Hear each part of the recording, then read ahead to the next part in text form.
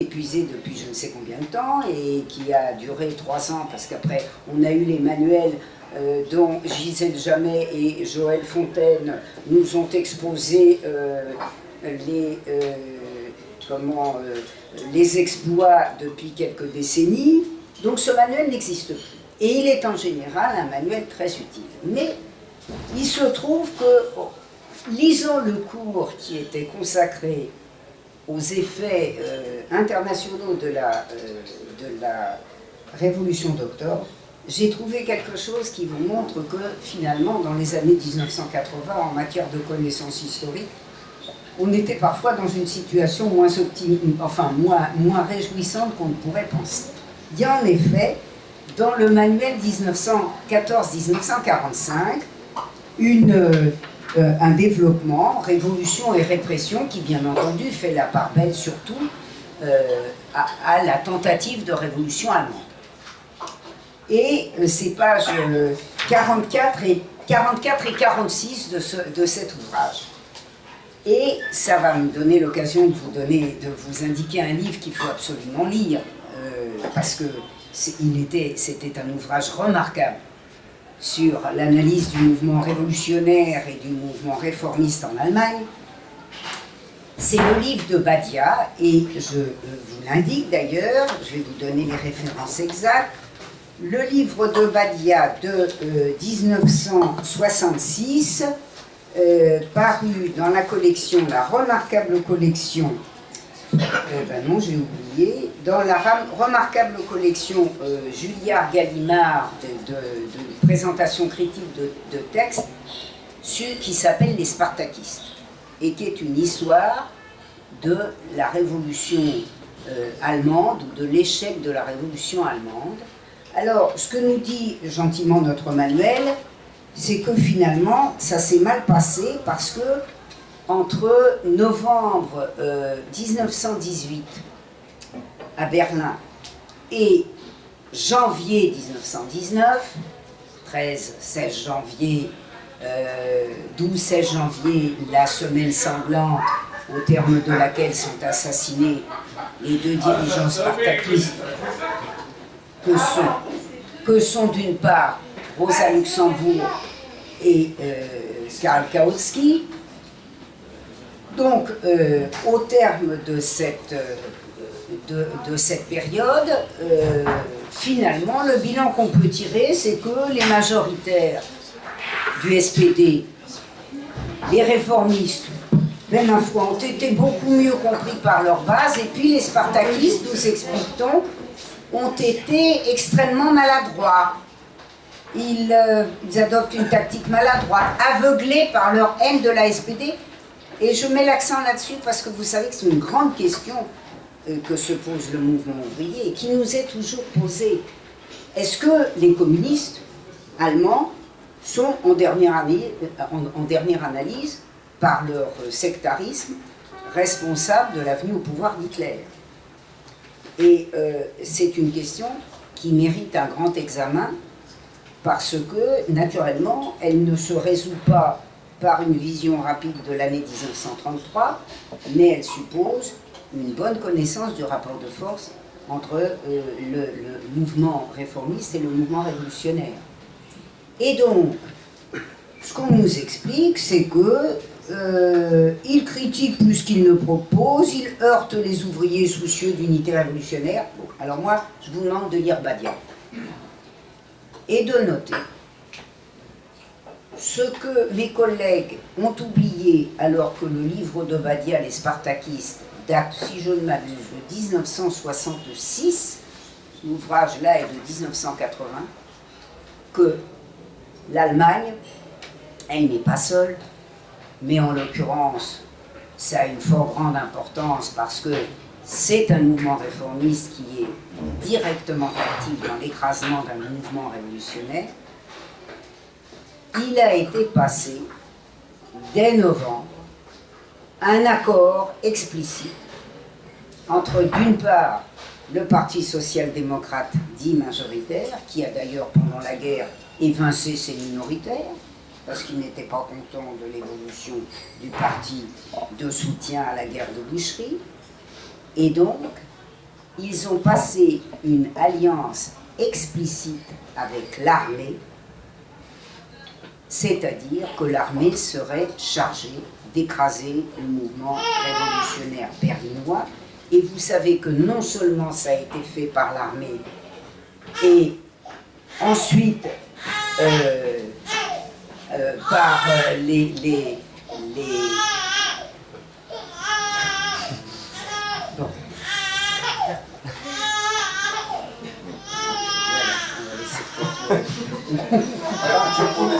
Parce que... voilà. Cette armée constituée donc en novembre 1918 et décembre 1918, c'est-à-dire après la défaite allemande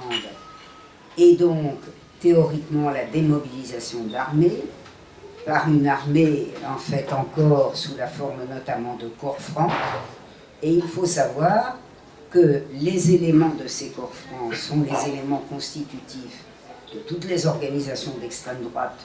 qui se trouveront en quelque sorte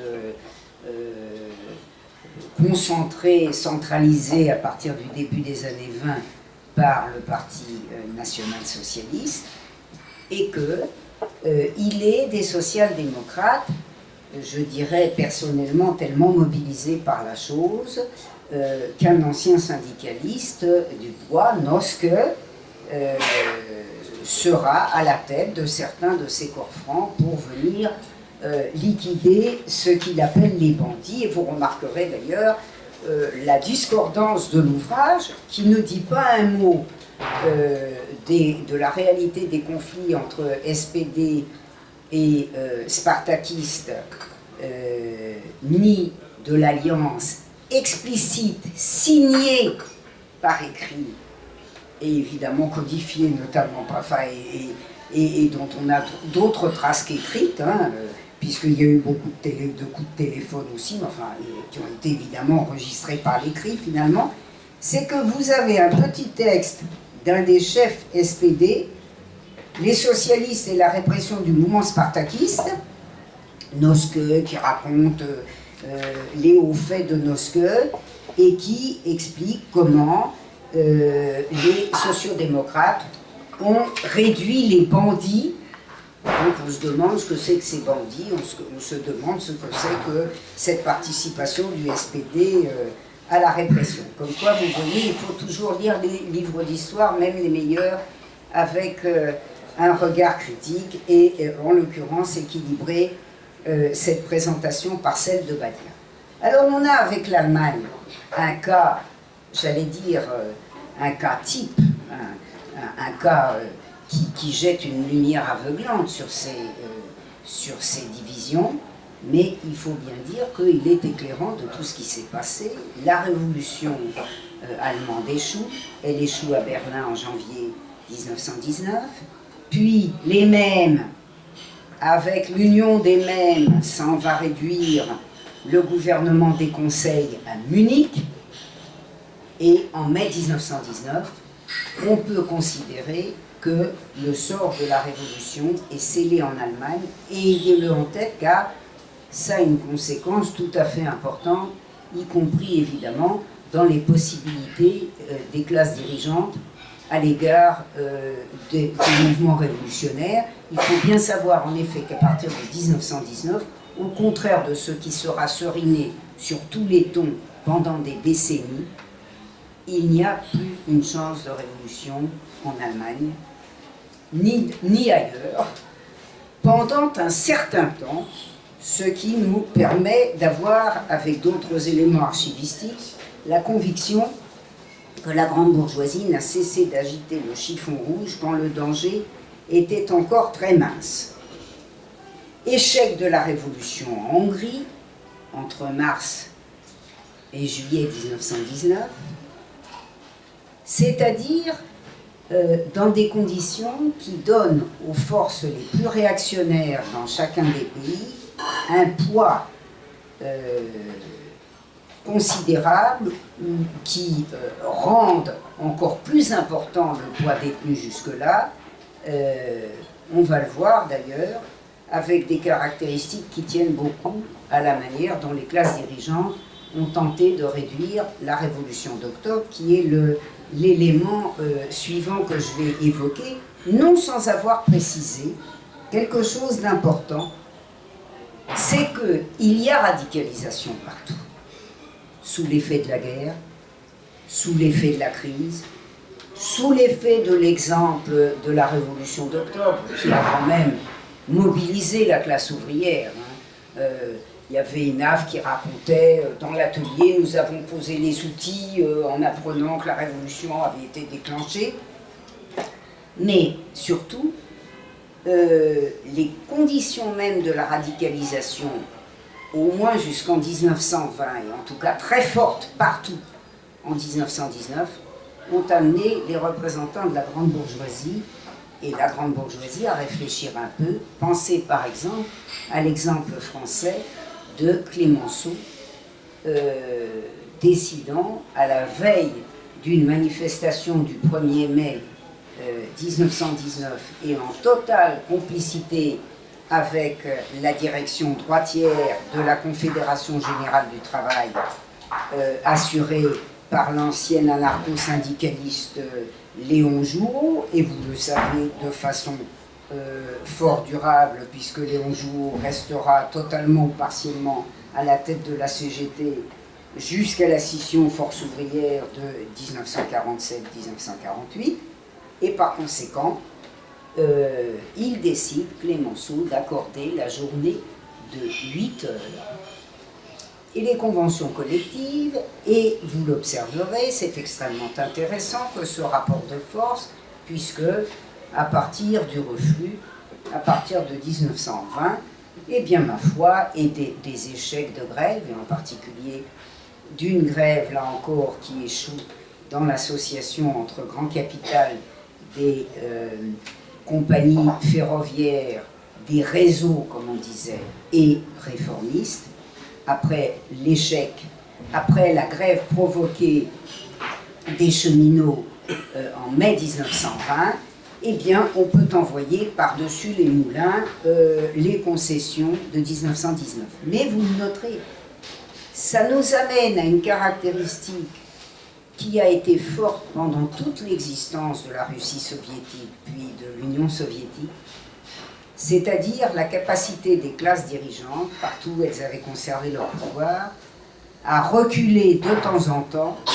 quand la situation était un peu délicate. Et vous savez que c'est une réflexion de bon sens qu'on entend parfois souvent. Je dois dire que quand je l'entends de la bouche de Guetta, je trouve ça tout à fait remarquable, à savoir que depuis qu'il n'y a plus d'Union soviétique, cette prudence partielle et intermittente de la grande bourgeoisie dans tous les pays n'a plus lieu d'être et par conséquent n'a plus lieu. Alors, puisque j'ai dit que je parlerai bien sûr de la grande bourgeoisie, ça va, je n'ai pas dépassé mon temps encore. On va passer à l'essentiel, c'est-à-dire, puisque je l'ai dit, il y aura quelqu'un d'autre qui évoquera les partis communistes, le mouvement de libération nationale, évidemment. On va passer à la question de l'impérialisme et de la révolution d'octobre. Je vais m'appesantir sur les aspects, je dirais, de plus court terme. Mais je vais quand même inciter à ce qu'on discute, et puis d'ailleurs, même si je n'y incitais pas, vous auriez sans doute l'initiative, à ce qu'on voit à quel point la lutte de l'impérialisme, des impérialismes contre la révolution d'octobre a été un phénomène d'une violence extraordinaire dans l'immédiat, mais d'une violence extraordinaire sur le très long terme. Dimension qui est d'ailleurs systématiquement sous-estimée, puisque vous savez qu'on a volontiers dit, en 1989 et dans les années suivantes, en quelque sorte que l'URSS avait implosé toute seule. Eh bien, ma foi, si elle a implosé toute seule, on verra qu'on l'a quand même beaucoup aidé. Je vais commencer, évidemment, je vais évoquer deux grands moments. Le moment pour le coup immédiat, c'est-à-dire la guerre impérialiste contre les soviets, et puis le cordon sanitaire, auquel je donnerai le nom de guerre froide, car la guerre froide, vous allez voir, C'est là qu'elle commence, comme le montrent très bien un certain nombre de grands historiens. Ce qu'on appelle les révisionnistes américains, je pense en particulier à William Appleman Williams, qui a fait une thèse en 1947 sur les conflits impérialistes entre les États-Unis et la Russie de la fin des années 90, depuis la fin des années 1890. Donc les bolcheviks n'y étaient pas. A fait remarquer que la notion de guerre froide est une notion qui naît, enfin une pratique qui naît, non pas en 1945, mais en 1917, et qui ne s'est jamais démentie. Lui, il n'a pas connu la chute de l'URSS, comme il est mort au début des années 1980, et par conséquent, évidemment, qui a caractérisé toute notre période. Et j'insisterai d'ailleurs sur les continuités en mettant précisément l'accent sur l'impérialisme. Vous le savez, nous subissons ce qu'on pourrait appeler une pression idéologique permanente. C'est-à-dire qu'on nous explique que la révolution d'octobre est une abomination pour des raisons essentiellement idéologiques, politiques. Ce serait une machine de guerre contre les libertés, une machine de guerre contre le peuple russe, enfin vous voyez.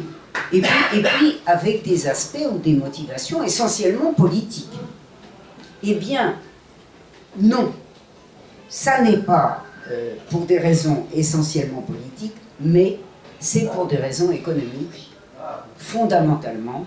que les grands pays impérialistes se sont dressés comme un seul homme contre la Russie en révolution. Alors, comme il n'y a pas forcément les personnes qui étaient là le 21 octobre, je vais faire quand même quelques petits rappels, et puis je ferai le texte du 21 octobre, il sera ensuite disponible, mais c'est quand même difficile de ne pas dire à quel point cette question russe était une question centrale pour des pays impérialistes, tous les grands pays impérialistes, qui contrôlaient tous les secteurs de l'économie moderne russe avant 1914, et ce depuis les années 1890, de l'entrée en grand de la Russie dans la phase impérialiste et dans les relations privilégiées avec le grand capital étranger. C'est bien simple, tout. Ils contrôlaient tout. Le pétrole, la métallurgie, les industries d'armement, même les industries anciennes, puisque même le textile était détenu au tiers par le capital étranger, sans compter, bien entendu, l'ensemble des activités bancaires qui étaient... Vous retrouvez, c'est bien simple, vous regardez la liste de 1916 de l'impérialisme, stade suprême du capitalisme, et vous trouvez toutes les banques qui, en Russie, avaient un rôle déterminant, les cartels, bien entendu, les emprunts, on retrouve les banques, les emprunts, puisque vous le savez, la Russie était un pays considérablement emprunteur, et la France, en la matière, se taillait la part du lion, puisque le bourgeois français qui adore la tonte du coupon, comme dit Lénine,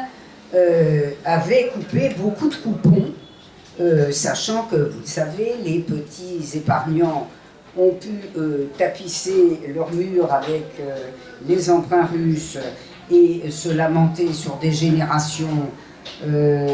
à propos des mauvaises façons des Russes, mais que les banques, elles, étaient couvertes puisque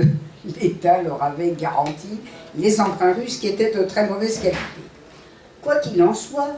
pour préserver ce qu'ils détenaient et pour en obtenir davantage, car ayez en tête que l'intervention en Russie, c'est presque une caricature du descriptif de Lénine dans l'impérialisme, stade suprême du capitalisme, quand il explique que le monde fait l'objet d'un partage, qu'il dit définitif, mais d'un partage toujours remis en cause par les adversaires et concurrents, c'est-à-dire d'un partage et d'un repartage du monde. Or, par exemple, je ne donne que cet exemple, l'Angleterre, qui contrôlait déjà une partie très très considérable des champs pétroliers d'Azerbaïdjan, des grands ports, des grands centres d'extraction russes, pensait qu'avec la guerre menée contre la révolution russe, elle en contrôlerait encore plus. Et la guerre contre la Russie, c'est la guerre de Deterding, D-E-D-E-R-T-I-N-G, c'est-à-dire le chef de la Royal Dutch Shell, qui a d'ailleurs, il aimait tant les Allemands, qu'il il a pris sa retraite en 1936 à Berlin, où il est décédé en 1937, mais enfin, ses successeurs n'ont pas démérité. C'est un exemple. D'ailleurs, je vous le dis quand même, parce que j'ai dit que j'allais parler du court terme, il faut que vous sachiez qu'il n'y a pas eu, alors je le sais en particulier parce que j'ai travaillé sur des sources françaises de renseignements sur les pratiques des concurrents, et notamment sur les pratiques anglaises. Il n'y a pas, dans tout l'entre-deux-guerres, une révolte dans la zone caucasienne qui ne soit financée par la Royal Dutch Shell. Ça vous éclaire quelques aspects de l'actualité immédiate concernant les Tchétchènes, puisque nous sommes dans la zone, hein, et que vous voyez, cet usage par l'impérialisme des zones de fragilité des pays dont on brigue les ressources, ça n'est pas une affaire nouvelle. Par conséquent, et sans entrer dans les détails, il faut quand même avoir en tête que à partir de 1918, car ça commence au printemps 1918, si vous voulez dans la discussion, on donnera éventuellement quelques précisions, il y a 14 pays qui, sans avoir déclaré la guerre, investissent le territoire russe de l'ouest au nord, en passant à l'est, au sud, alors chacun évidemment se mettant prioritairement dans la zone qu'ils briguent, éventuellement dans plusieurs zones, parce que les Anglais, ils sont bien là à l'ouest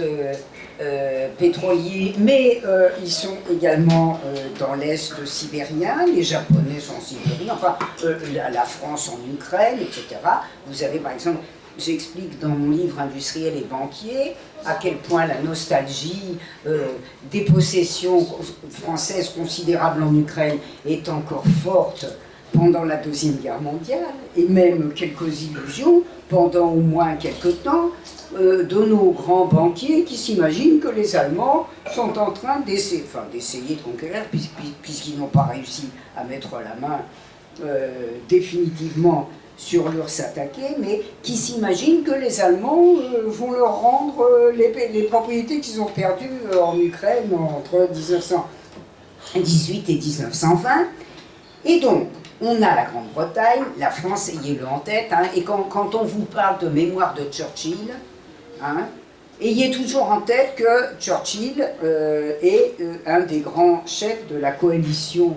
anti-soviétique, et qu'il gardera de cette expérience et de ses intérêts de classe une pratique qui ne se démentira jamais, même quand l'armée rouge, je dirais, assure la victoire militaire, bien utile tout de même aux puissances anglophones, il faut bien dire, essentiellement d'ailleurs à la puissance américaine, puisque elle ne fait qu'une bouchée de ses concurrents et théoriques alliés anglais. Donc la Grande-Bretagne, la France, le Japon, l'Allemagne, l'Italie, et puis alors les petits auxiliaires quand même qui font des efforts eux aussi pour être présents sur le terrain, puis ça fait toujours de la chair à canon fort utile, la Tchécoslovaquie sous la forme des légions tchèques, la Serbie, la Chine, la Finlande, la Grèce, la Pologne, la Roumanie et la Turquie, c'est tout. Ça fait encore plus de victimes que la guerre proprement dite, qui en avait déjà fait beaucoup, entre les pertes militaires de 2 millions pendant la guerre et les pertes, j'allais dire les pertes civiles, extrêmement considérables aussi, a fortiori vu la manière dont le régime tsariste avait conduit cette guerre, et ça fait un bilan de l'intervention étrangère dont personne ne parle jamais, c'est-à-dire un bilan effroyable. Il faut savoir quand même que la malheureuse Russie, qui, comme vous le savez, a perdu près de 30 millions de militaires et de civils rassemblés dans la Deuxième Guerre mondiale,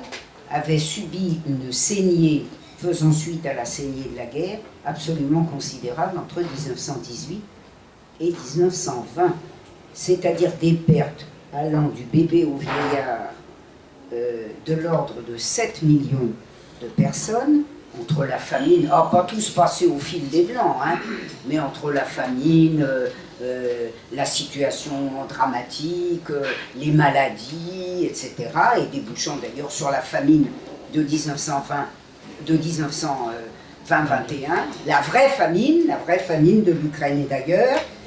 eh bien, les soviétiques estimaient ces pertes à 60 milliards de dollars que personne ne leur a jamais remboursé d'ailleurs, comme vous vous en doutez, puisque les réparations n'ont jamais été pour les Russes. Alors, je voudrais mettre l'accent sur un autre aspect, et là encore qui fait la part de la continuité. La nature de la guerre contre la Russie, qui est une guerre inexpiable, qui a beaucoup d'égards à des aspects de guerre de génocide. C'est une guerre, il faut le dire, qui n'est pas un type de guerre qui n'est pas entièrement nouveau, parce que finalement sa sauvagerie a été annoncée par la sauvagerie des premières guerres impérialistes, c'est-à-dire des guerres coloniales.